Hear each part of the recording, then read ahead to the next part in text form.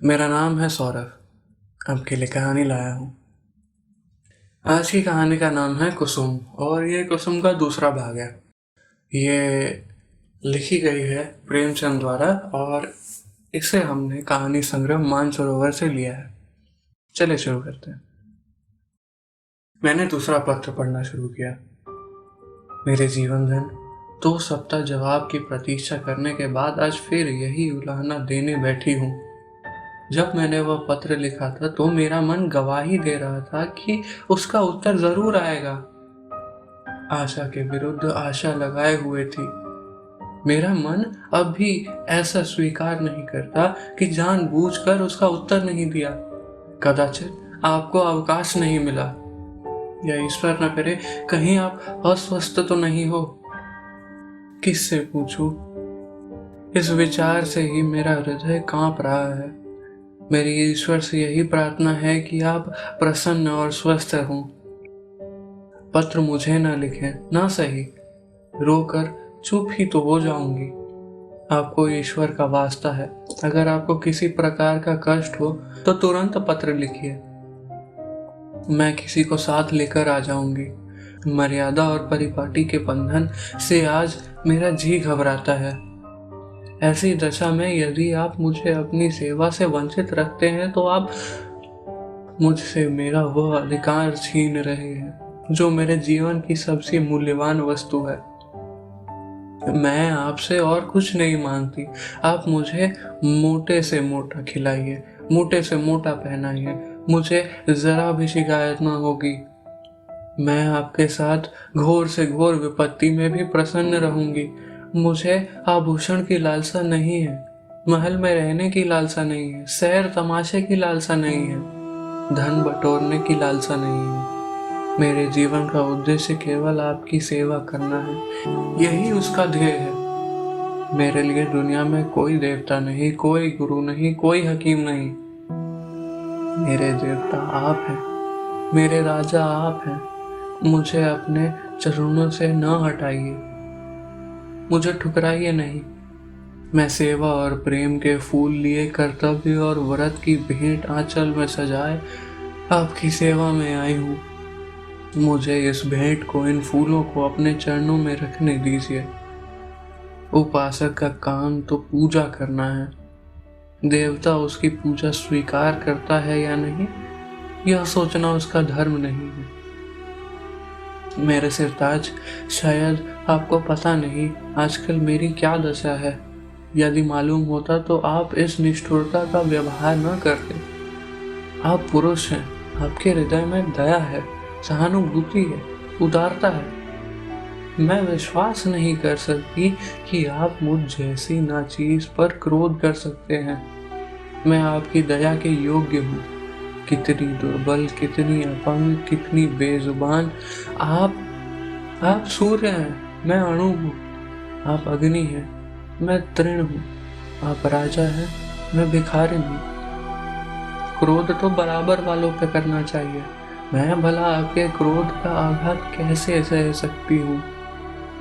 अगर आप समझते हैं कि मैं आपकी सेवा के योग्य नहीं हूँ तो मुझे अपने हाथों से विष का प्याला दे दीजिए।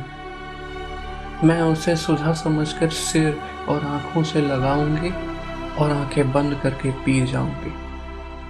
जब जीवन आपकी भेंट हो गया तो आप मारे या जलाएं, यह आपकी इच्छा है। मुझे यही संतोष काफी है कि मेरी मृत्यु से आप निश्चिंत हो गए। मैं तो इतना ही जानती हूँ कि मैं आपकी हूँ और सदैव आपकी रहूंगी, इस जीवन में ही नहीं बल्कि अनंत तक। अभागिनी कुसुम। तीसरा पत्र। यह पत्र पढ़कर मुझे कुसुम पर भी झुंझलाहट आने लगी और उस लौंडे से तो घृणा हो गई।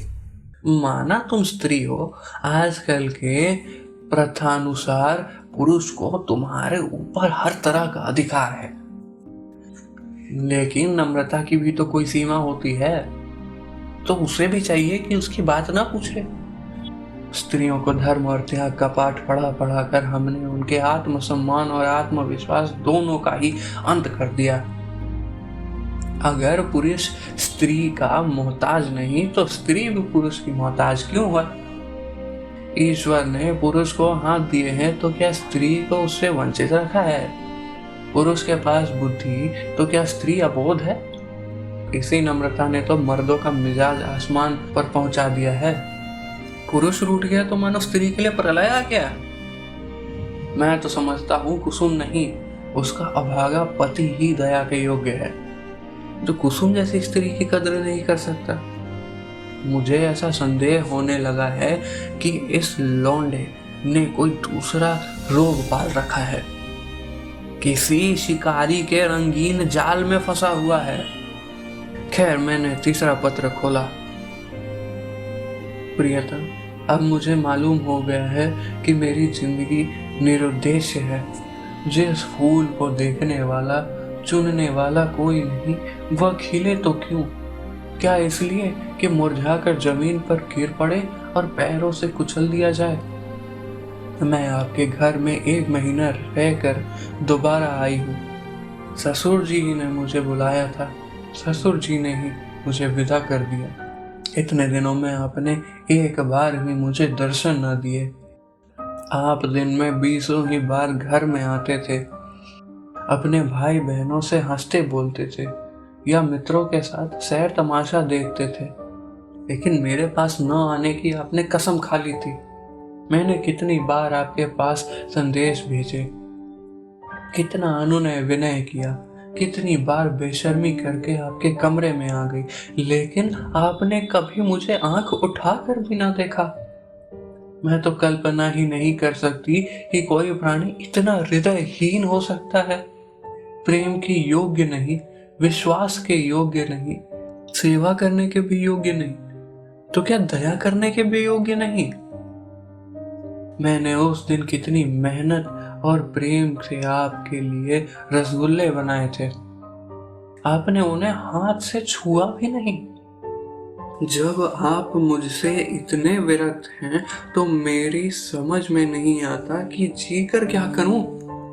ना जाने यह कौन सी आशा है जो मुझे जीवित रखे हुए है। क्या अंधेर है कि आप सजा तो देते हैं पर अपराध नहीं बतलाते। यह कौन सी नीति है, आपको ज्ञात है? इस 1 मास में मैंने मुश्किल से 10 दिन आपके घर में भोजन किया होगा। मैं इतनी कमजोर हो गई हूँ कि चलती हूँ तो आंखों के सामने अंधेरा छा जाता है। आंखों में जैसे ज्योति ही नहीं रही, हृदय में मानो रक्त का संचालन ही नहीं रहा। खैर, सता लीजिए जितना जी चाहे, इस अनीति का अंत भी एक दिन हो ही जाएगा। अब तो मृत्यु ही पर सारी आशाएं टिकी हुई हैं। अब मुझे प्रतीत हो रहा है कि मेरे मरने की खबर पाकर आप उछलेंगे और हल्की सांस लेंगे। आपकी आंखों से आंसू की एक बूंद भी न गिरेगी। पर यह आपका दोष नहीं, मेरा दुर्भाग्य है। उस जन्म में मैंने कोई बहुत बड़ा पाप किया था।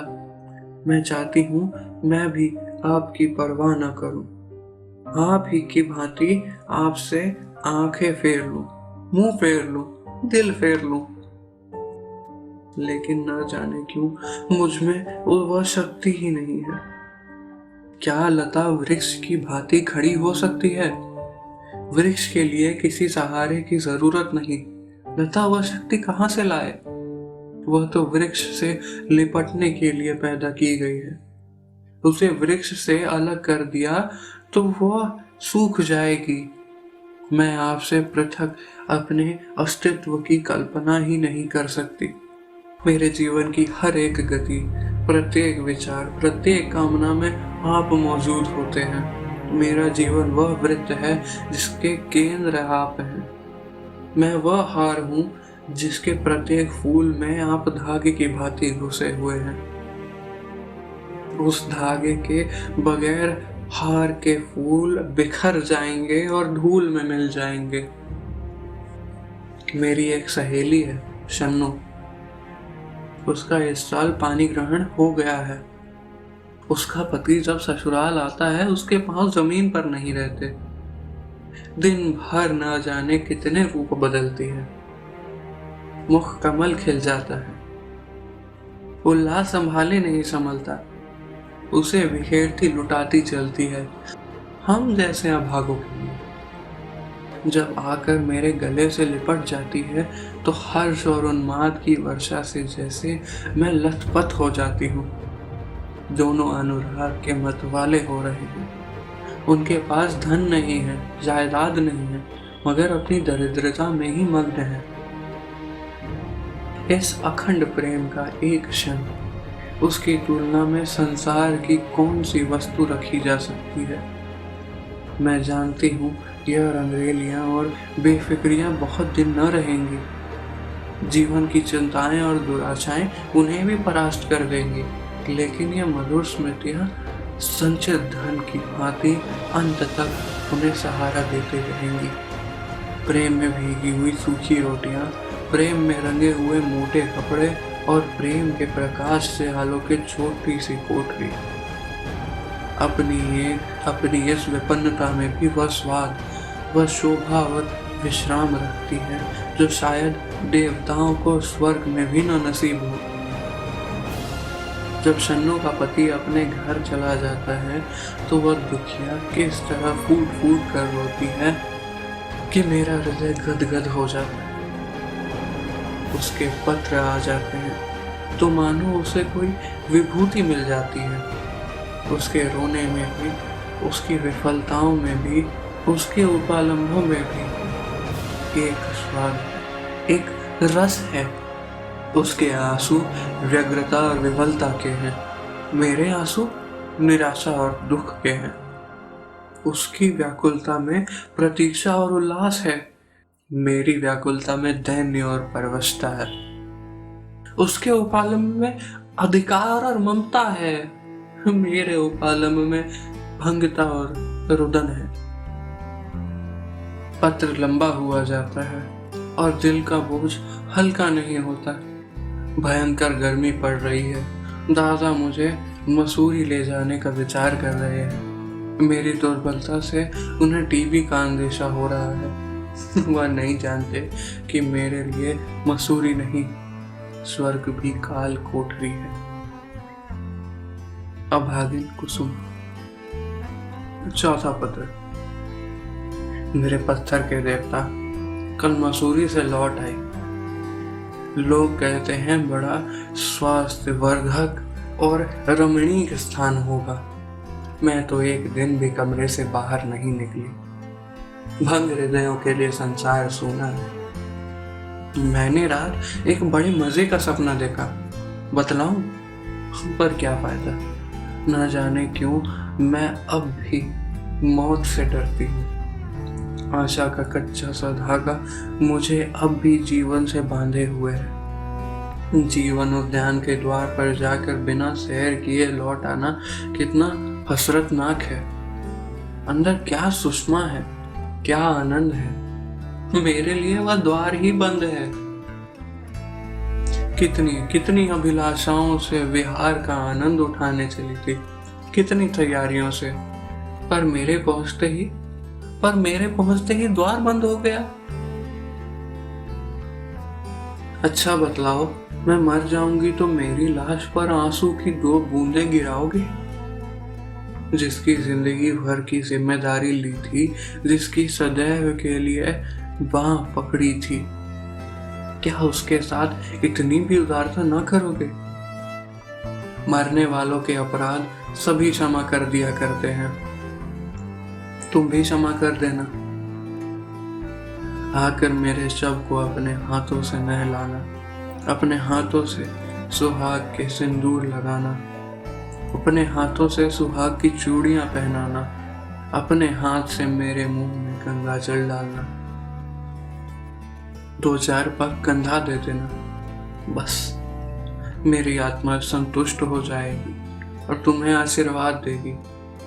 मैं वचन देती हूँ कि मालिक के दरबार में तुम्हारा यश गाऊंगी।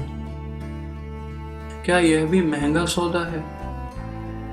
इतने से शिष्टाचार से तुम अपनी सारी जिम्मेदारियों से मुक्त हो जाते हो। आह, मुझे विश्वास होता कि तुम इतना शिष्टाचार करोगे तो मैं कितनी खुशी से मौत का स्वागत करती, लेकिन मैं तुम्हारे साथ अन्याय न करूंगी।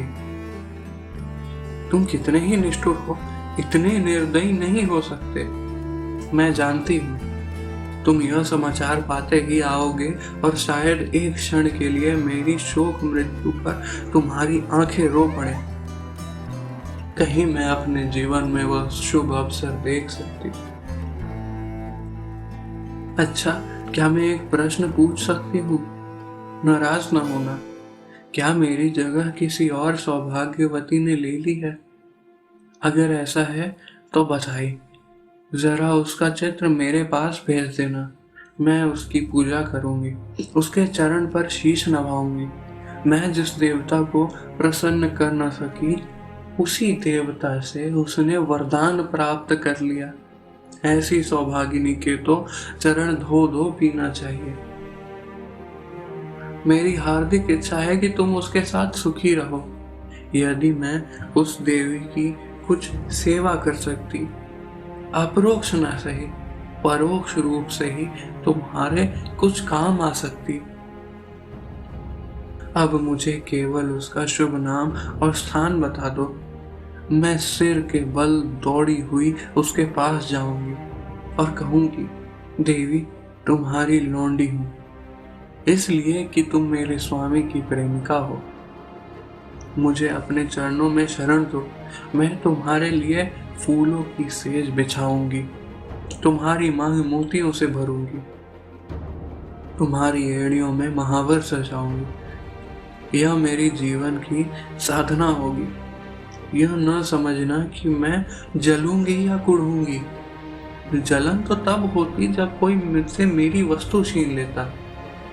जिस वस्तु को अपना समझने का मुझे कभी सौभाग्य न हुआ, उसके लिए मुझे जलन क्यों हो? अभी बहुत कुछ लिखना था, लेकिन डॉक्टर साहब आ गए हैं। बेचारा हृदयदार को टीबी समझ रहा है। दुख की सताई हुई कुसुम।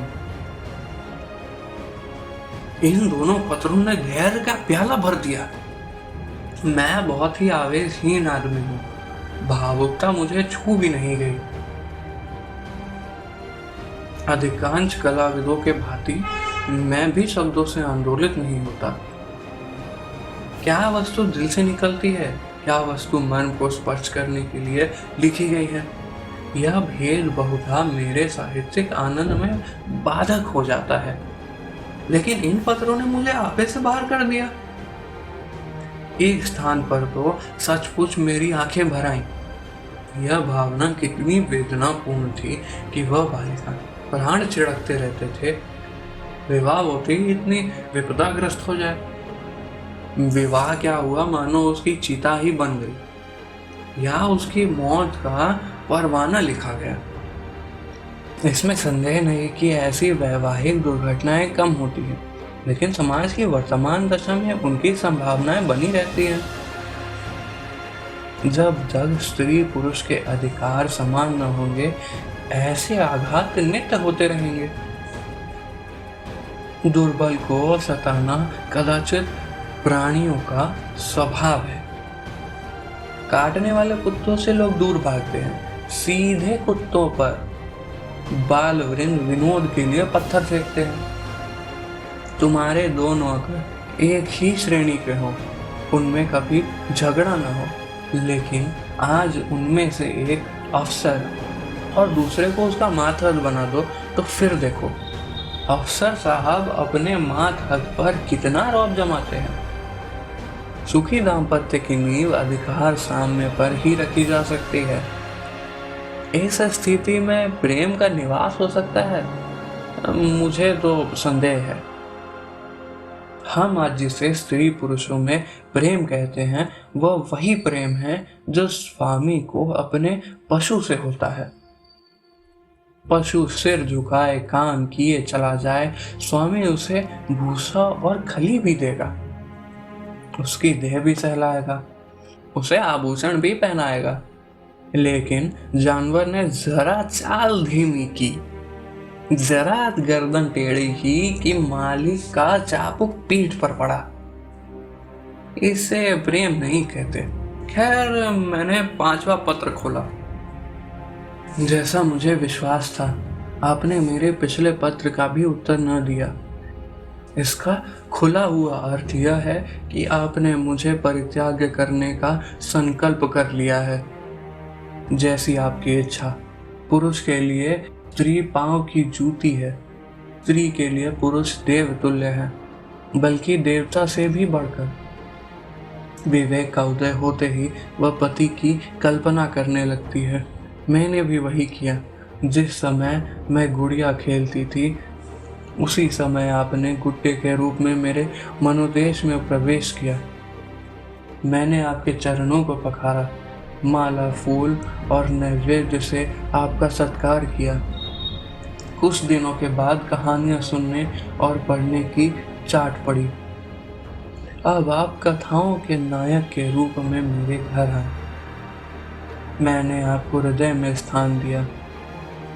बाल्यकाल ही से आप किसी न किसी रूप में मेरे जीवन में घुसे हुए हैं।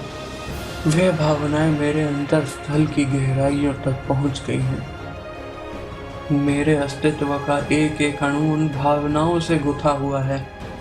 उन्हें दिल से निकाल डालना सहज नहीं है। उसके साथ मेरे जीवन के परमाणु भी बिखर जाएंगे। लेकिन आपकी यही इच्छा है तो यही सही।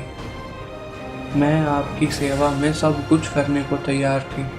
अभाव और विपन्नता का तो कहना ही क्या, मैं तो अपने को मिटा देने के लिए भी राजी थी।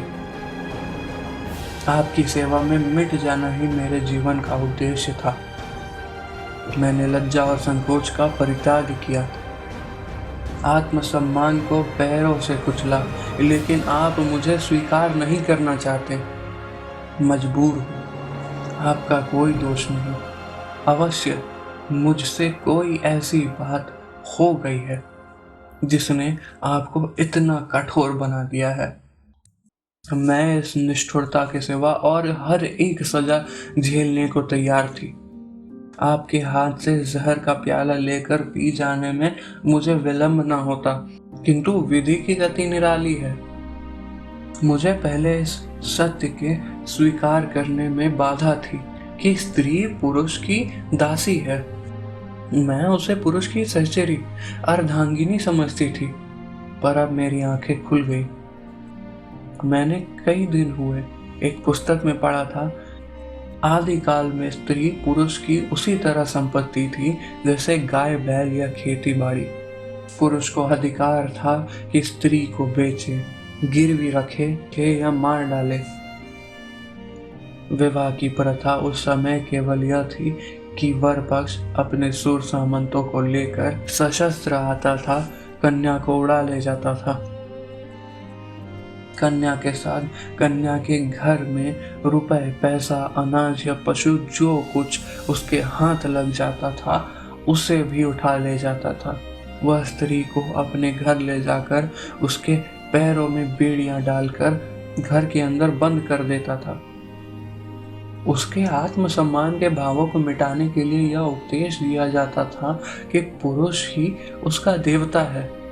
सुहाग स्त्री की सबसे बड़ी विभूति है। आज कई हजार वर्ष बीत जाने पर भी पुरुष के उस मनोभाव में कोई परिवर्तन नहीं हुआ।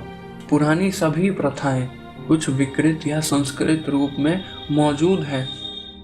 आज मुझे मालूम हुआ कि उस लेखक ने स्त्री समाज की दशा का कितना सुंदर निरूपण किया था। अब आपसे मेरा सविनय अनुरोध है, और यही अंतिम अनुरोध है कि आप मेरे पत्रों को लौटा दें। आपके दिए हुए गहने और कपड़े अब मेरे किसी काम के नहीं। इन्हें अपने पास रखने का मुझे कोई अधिकार नहीं। आप जिस समय चाहे वापस मंगवा लें। मैंने उन्हें एक पिटारी में बंद करके अलग रख दिया है। उसकी सूची भी वहीं रखी हुई है, मिला लीजिएगा। आज से आप मेरी जबान या कलम से कोई शिकायत न सुनेंगे। इस भ्रम को भूल कर भी दिल में स्थान न दीजिएगा कि मैं आपसे बेवफाई या विश्वासघात करूंगी। मैं इसी घर में कुड़ कुड़ कर मर जाऊंगी, पर आपकी ओर से मेरा मन कभी मैला ना होगा। मैं जिस जलवायु में पली बड़ी हूँ उसका मूल तत्व है श्रद्धा। ईर्ष्या या जलन भी उस भावना को मेरे दिल से नहीं निकाल सकती। मैं आपकी कुल मर्यादा की रक्षिका हूँ। उस अमानत में मैं जीते जी खनायत न करूंगी। अगर मेरे बस में होता तो मैं उसे भी वापस कर देती, लेकिन यहाँ मैं भी मजबूर हूँ और आप भी मजबूर हैं। मेरी ईश्वर से यही विनती है कि आप जहाँ रहें कुशल से रहें। जीवन में मुझे सबसे कटु अनुभव जो हुआ वो यही है कि नारी जीवन अधम है। अपने लिए, अपने माता पिता के लिए, अपने पति के लिए। उसकी कदर न माता के घर में है न पति के घर में। मेरा घर शोकागार बना हुआ है। अम्मा रो रही हैं, दादा रो रहे हैं, कुटुंब के लोग रो रहे हैं। एक मेरी जात से लोगों को कितनी मानसिक वेदना हो रही है। कदाचित वे सोचते होंगे या कन्या कुल में न आती तो कितना अच्छा होता। मगर सारी दुनिया एक तरफ हो जाए, आपके ऊपर विजय नहीं पा सकती। आप मेरे प्रभु हैं। आपका फैसला अटल है। उसकी कहीं अपील नहीं, कहीं फरियाद नहीं। खैर, आज से यह कांड समाप्त हुआ। अब मैं हूं और मेरा दलित भंग हृदय। हसरत यही है कि आपकी कुछ सेवा न कर सकी। अभागिनी कुसुम। मालूम नहीं मैं कितनी देर तक मुख वेदना की दशा में बैठा रहा कि महाशय नवीन बोले, आपने इस पत्रों को पढ़कर क्या निश्चय किया? तो मैंने रोते हुए हृदय से कहा, अगर इन पत्रों ने उस नर पिशाच के दिल पर कोई असर न किया तो मेरा पत्र भला क्या असर करेगा? इससे अधिक करुणा और वेदना मेरी शक्ति के बाहर है। ऐसा कौन सा मार्मिक भाव है जिसे इन पत्रों में स्पर्श न किया गया हो? दया, लज्जा, तिरस्कार, न्याय और मेरे विचार में तो कुसुम ने कोई पहलू नहीं छोड़ा। मेरे लिए अब यही उपाय है कि उस शैतान के सिर पर सवार हो जाऊं और उसके मुंह दर मुंह बातें करके इस समस्या की तह तक पहुंचने की चेष्टा करूं। अगर उसने मुझे कोई संतोषप्रद उत्तर न दिया तो मैं उसका और अपना खून एक कर दूंगा।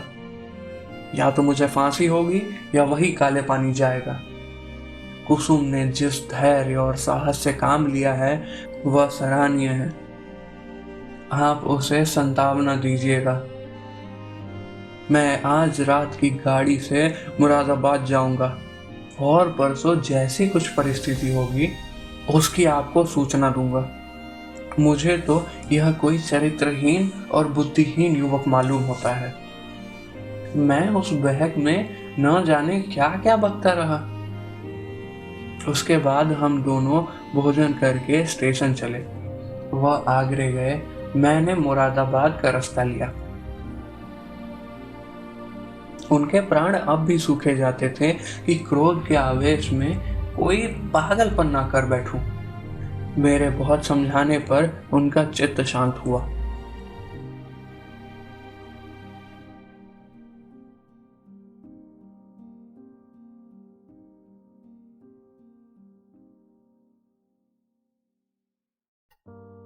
मैं प्रातःकाल मुरादाबाद पहुंचा और जांच शुरू कर दी। इस युवक के चरित्र के विषय में मुझे जो संदेह था वह गलत निकला। मोहल्ले में, कॉलेज में, इसके इष्ट मित्रों में सभी इसकी प्रशंसा करते थे। अंधेरा और गहरा होता हुआ जान पड़ा। संध्या समय में उसके घर जा पहुंचा।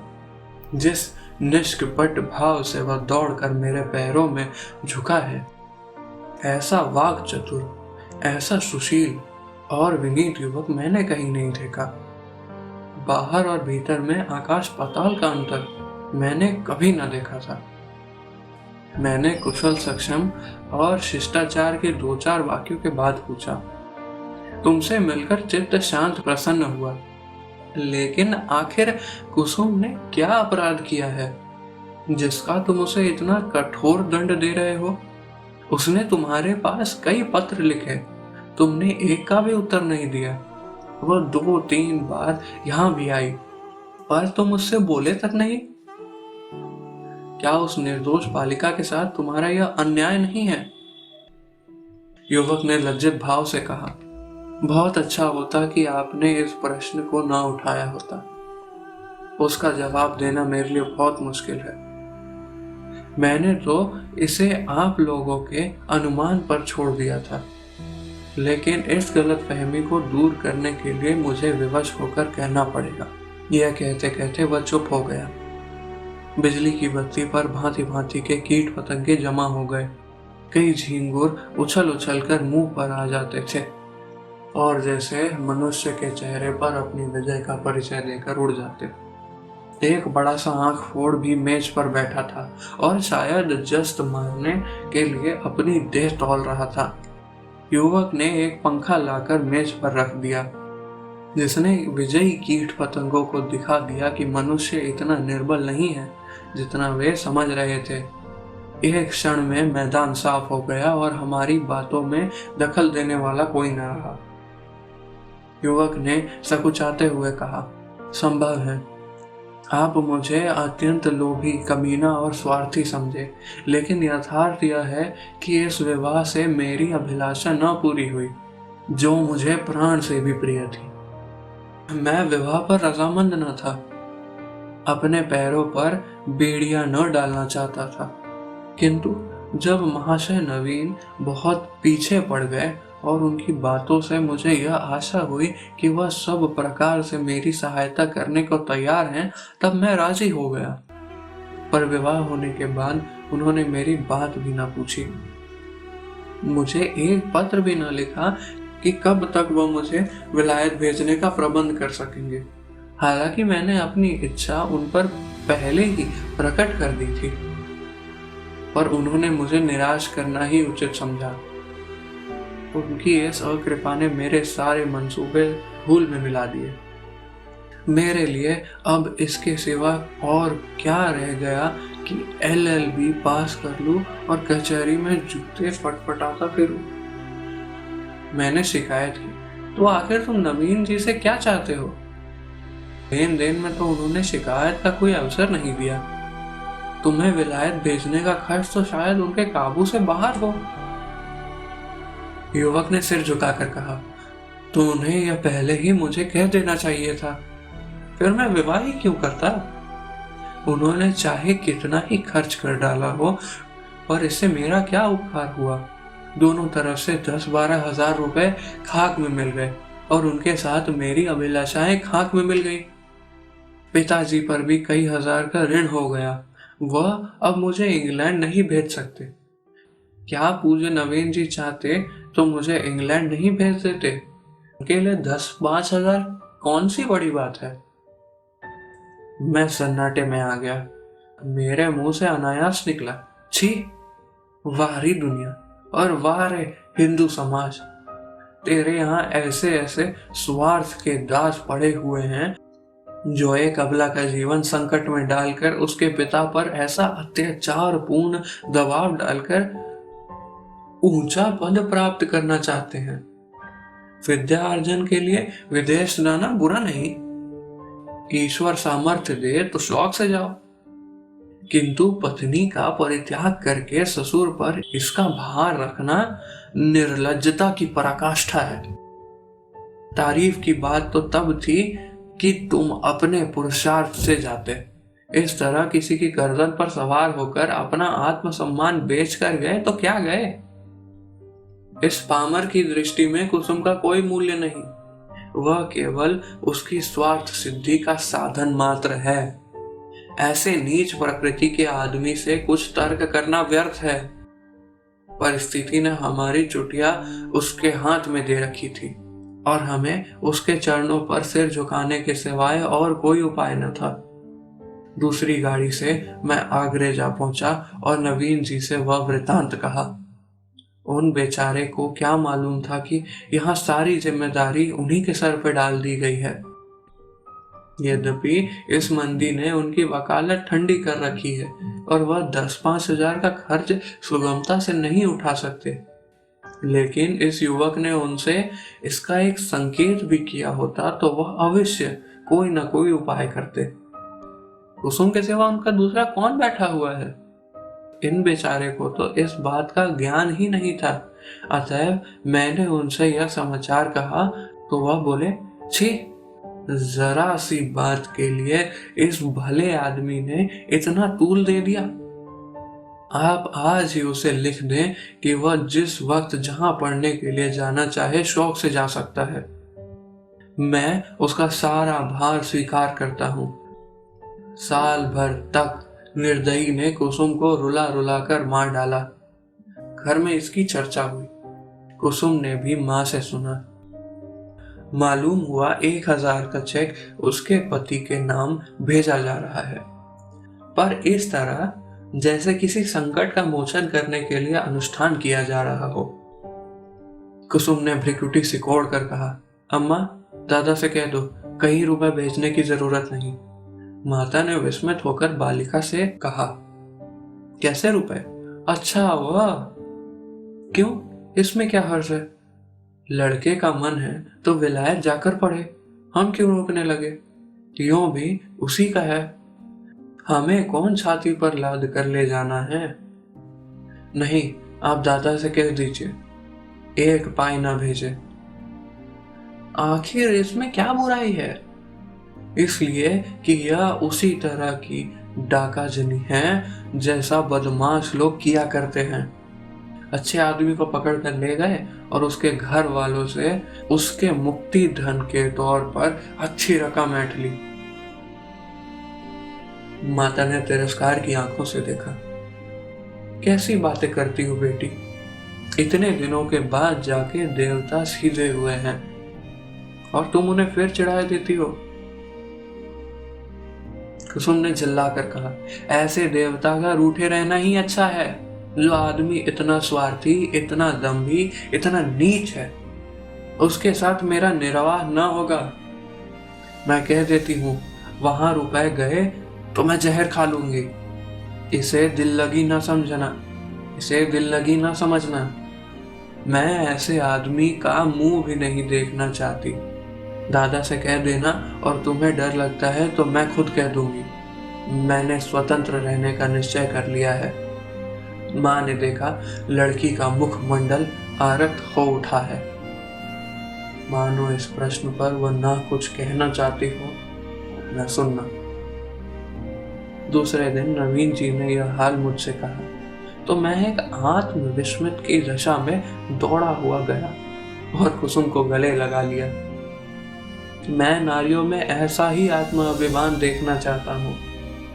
कुसुम ने वह कर दिखाया जो मेरे मन में था और जिसे प्रकट करने का साहस मुझ में न था। साल भर हो गया है, कुसुम ने पति के पास एक पत्र भी नहीं लिखा और ना उसका जिक्र ही करती है। नवीन जी ने कई बार जमाई को मना लेने की इच्छा प्रकट की, पर कुसुम उसका नाम भी नहीं सुनना चाहती। उसमें स्वावलंबन की ऐसी दृढ़ता आ गई है कि आश्चर्य होता है। उसके मुख पर निराशा और वेदना के पीलेपन और तेजहीनता की जगह स्वाभिमान और स्वतंत्रता की लाली और तेजस्विता भासित हो गई है।